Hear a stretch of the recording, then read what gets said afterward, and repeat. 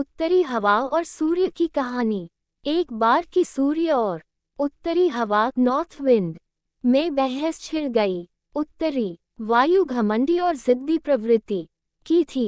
उसे अपनी शक्ति पर बड़ा अभिमान था। अक्सर वह प्रचंड वेग से बहती और पेड़ों को उखाड़ फेंकती, घरों को गिरा देती, खेतों में खड़ी फसल बर्बाद कर देती थी। उसमें उपस्थित आर्द्रता झीलों और नदियों के पानी को जमा देती थी।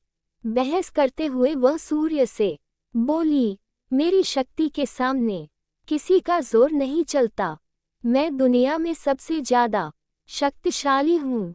मेरे सामने सब तुच्छ हैं। सूर्य नम्रता से बोला, मेरे विचार से हर किसी में शक्तियाँ भी होती हैं और कमजोरियाँ भी। इसलिए कोई खुद के सबसे शक्तिशाली होने का दावा नहीं कर सकता। खुद पर घमंड करना उचित नहीं है।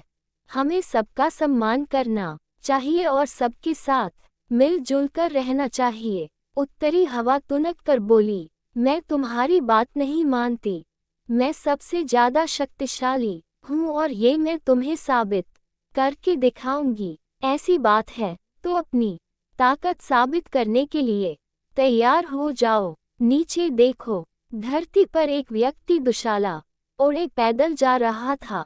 तुम उसकी दुशाला उसके शरीर से हटा दो, मैं मान जाऊंगा कि तुम सबसे ज्यादा शक्तिशाली हो। सूर्य उत्तरी हवा को चुनौती देते हुए बोला, इसमें कौन सी बड़ी बात है।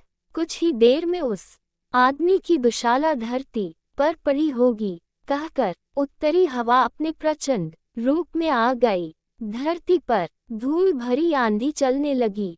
पेड़ पौधे लहराने लगे, सूखे पत्ते व अन्य सामान उड़ने लगे। मौसम ठंडा होने लगा।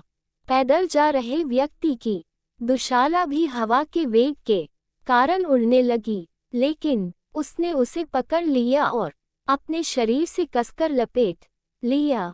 उत्तरी हवा ने अपनी प्रचंडता और बढ़ाई, लेकिन उसके साथ ठंड भी बढ़ गई।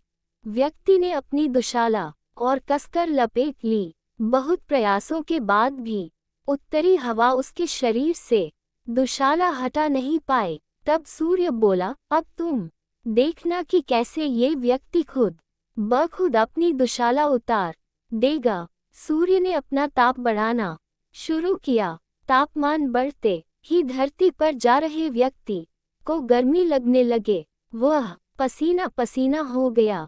फिर क्या, उसने खुद ही अपनी दुशाला उतार दी। ये देखकर उत्तरी हवा बहुत शर्मिंदा हुई। अपने घमंड के कारण उसे सूर्य के सामने नीचा देखना पड़ा। उस दिन के बाद से उसने अपनी शक्ति पर कभी घमंड नहीं किया।